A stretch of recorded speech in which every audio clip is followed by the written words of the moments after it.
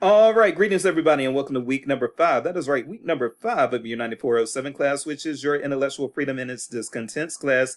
As always, I'm your professor, Dr. Jace K. Austin, and what we're going to do today is we're going to have a quick state of the course update, and then after we do our state of the course update, which again is going to be fairly quick this time around, I am going to just soapbox a little bit on hate speech and why I am undecided on it. There's not much for me to say. I'm really just going to be speaking my own opinions. And it's not going to take us too long to get through all of that. So this should be a 20-minute video unsped, and hopefully even, well, definitely even shorter than that. Sped, of course, but 20-minute video unsped is what we are targeting here. So let's go ahead and get into our state of the course update, and then I'm going to talk a little bit about hate speech and just why I'm undecided as to whether or not it should have constitutional protection or not, and how that affects the class. Okay, all right, so let's go. So first of all, let's get into what's coming due on the horizon. We can get rid of that, and we can get rid of that.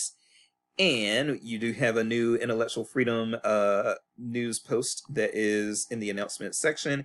And then here's what you need to know coming up for our state of the course update. All right, so we are finishing our court case stuff this week. So for those of you who are just like, oh no, this stuff, this court stuff, why is he putting all this in here? I am not a lawyer. I don't want to read court cases such and such and such. Well, we are almost done. You've got this week and then you will be done. So with that said, you do have a First Amendment examination. I have said this before, but let me reiterate it so that nobody is left in the dark. I want you all to know that this First Amendment examination that is due Sunday night, which is actually not that hard, especially if you've been reading the material, this exam should not be that hard. I'm surprised that I don't get perfect 7s out of 7s every single time, every single semester, but I don't. There are sometimes I do get people with 5s and 6s. I end up with I don't know, it seems like every semester I have like 3 or 4 students who get a 5 or a 6. I'm just like, how? Especially because it's open book. Again, I repeat this, it is open book. I mentioned this before. I'm going to say it again. This exam that is due on Sunday night is open book. So what I would recommend is opening a browser, for instance, opening a browser and having 2 windows. You can have the exam going on in one window, and then in the other window you can have Google going, and if you want to Google the answer, I don't care. I'm fine with that. Yes, I want you to retain the information, but if you were gonna forget it as soon as you took the exam, then then you were just going to do that anyway, whether or not the exam was open book or not. So yes, it's open book. I'm hoping that all of you get 7s out of 7s on it, and it's not that difficult, especially if you've been reading the material. Okay, so that is pretty much it for our state of the course update. Well, there are a few other things. So yes, you will also have a hate speech module this week, and then starting next week, you'll actually have your library neutrality module next week, which we've already had our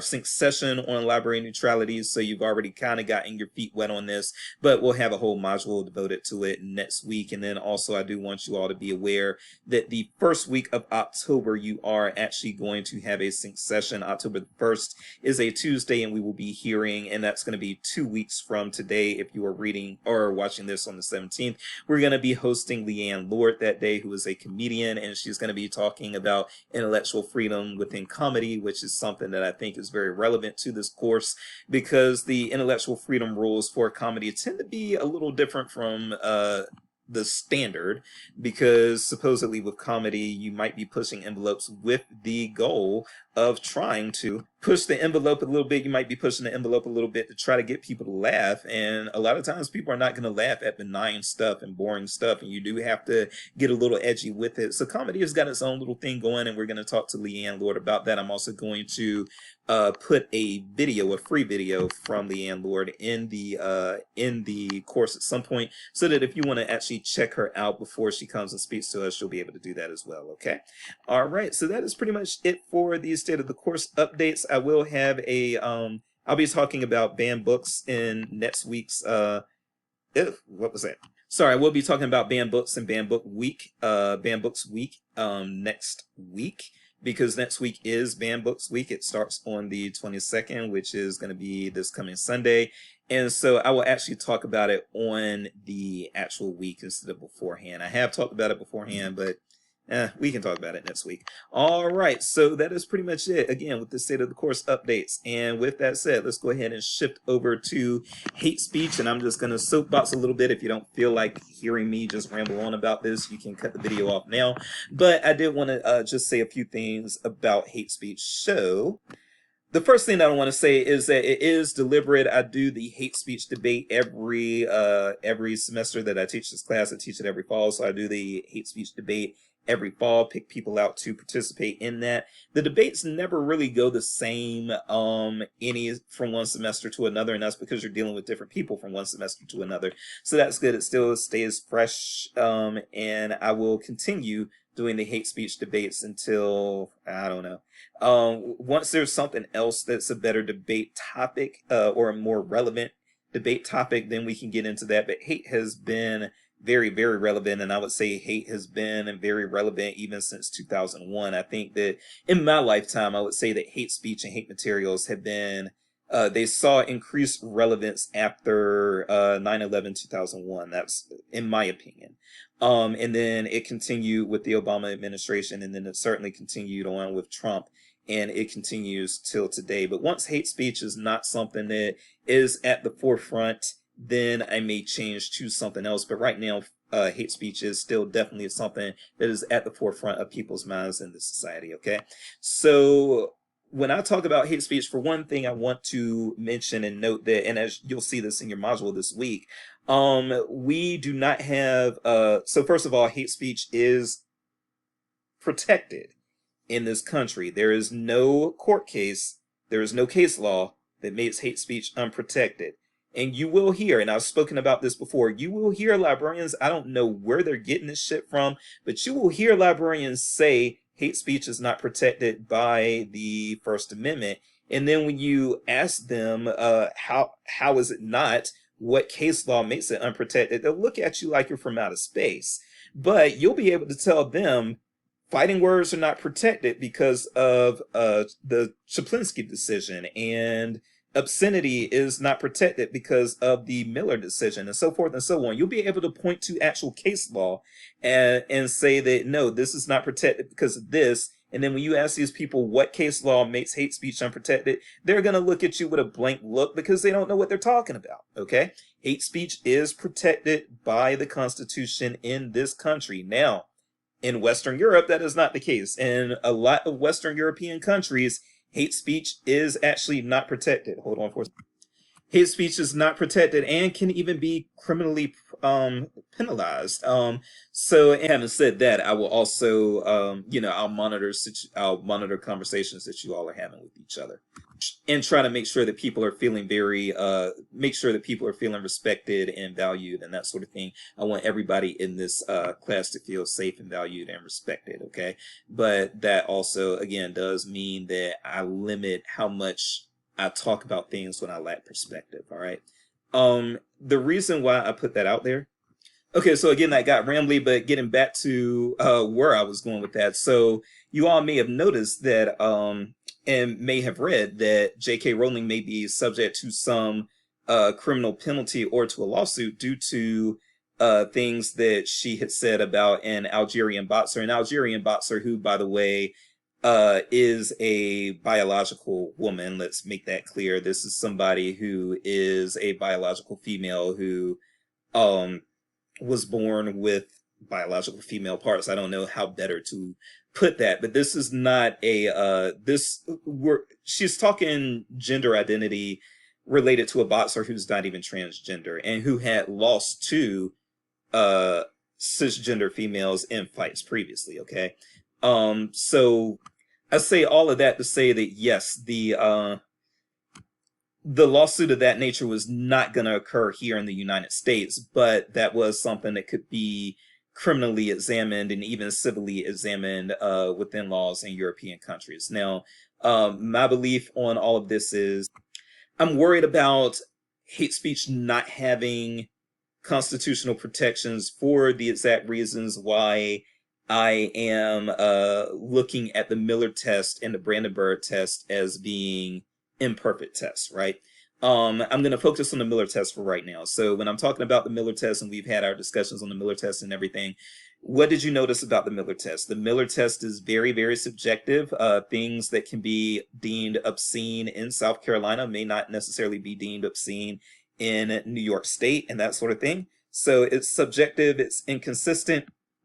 And when that applies to hate speech, I think we really get into murky territory. So, especially, I'm going to go back to the comedy element that I was talking about. There is so much comedy that I think could be considered hate speech if you don't have a good enough test in place to determine, okay, is this hate speech or is this not? If hate speech loses its constitutional protections, my assumption is that then they're going to have to come up with some sort of test to determine, okay, is this hate speech or is this not hate speech? And I think that a lot of the stuff that is considered comedy right now would be considered hate speech. And I don't like that. I think that we need to preserve comedy. We need to allow people to be able to make jokes and go into a venue and have a good time. And I have mixed feelings about punching down too, but for the sake of keeping this video fairly not too long, I won't go into that too much, except just to say that I feel that I identify a little bit more with the South Park philosophy on comedy, which is either everything's okay to joke about or nothing is. I might not necessarily like a joke that demeans black people, but if it's a joke that's made in the spirit of comedy, hey, I'm cool with it. And there are some things that I think are distasteful to joke about, but they're not necessarily things that I think it should be unprotected to joke about.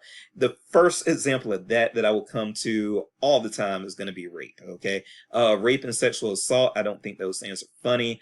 And I don't think they're ever funny. And so I never really appreciate a rape joke, but I've seen comedians make rape jokes. I've seen Daniel Tosh make rape jokes. I've seen the comedian Godfrey, if you've heard of him, I've seen him make rape jokes.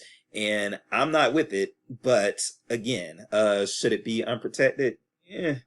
Well, a rape joke wouldn't be hate speech, I don't think, anyway. But again, there are things that I think should be allowed to go on in comedy, and I think that when you actually make hate speech unprotected, that's going to make a lot of stuff that we appreciate in comedy go away.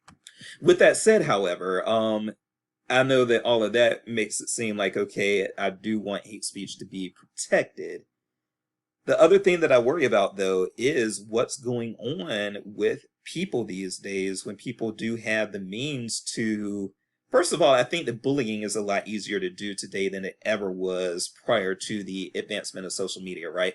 So when it comes to hate speech, one reason why I could see why it shouldn't be protected is because I think that I think it's easier to bully people with hate speech now with social media and to pile onto them than it used to be prior to the days of social media. And I am old enough to remember, some of you actually aren't even old enough to remember before MySpace. That is how old I've gotten. But I remember not only before MySpace, I actually remember before the internet. And yes, before the internet, yes, you saw hate speech, but it was very hard to pile on the people. And you wouldn't necessarily get exposed to a lot of hate speech before the internet. Like it just, where were you finding it? You know what I'm saying? Like, I guess if you wanted to consider something like Rush Limbaugh hate speech or something like that, then maybe you could say, okay, you find it on liberal and conservative radio or something like that. But it wasn't like you would just turn, before the advancement of social media, it wasn't like you were just going on to the internet even prior to social media. Yeah, you would see hate sites, but you could avoid them very easily. But now with social media, all the hate is coming right at you, right? And people can pile that hate on you. They can do it in real time. And it does lead to people killing themselves or harming themselves. And especially when it's children doing that.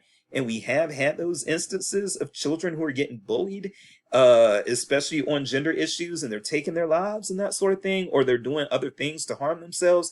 We gotta nip that in the bud, okay? So that would be one of my reasons for saying, hey, okay, maybe in this current day and age when people can kind of pile on and bully with hate speech to the point where people are losing their lives, then maybe that does give us some grounds to say, okay, hate speech should not be legal or should not be protected. but I don't know. I'm mixed on the issue. And that's why I look forward to our debate later. Where do you stand on it? You can hit the free-for-all section if you want, but also we will talk about hate speech in this module, so you can kind of expound on that there as well on this week's discussion board prompt. But anyway, let's keep this under 20 minutes. I am Dr. Jace, and hate speech is something that can be about gender, it can be about orientation, it can be about religion, it can be about race. And it can be about a bunch of other things. But what I want you to do is, even if you think that hate speech should be protected, or whether or not you think it should be protected or not, I hope you don't engage in it. Let's just leave it at that. I will see you all next week. Thank you. Bye-bye.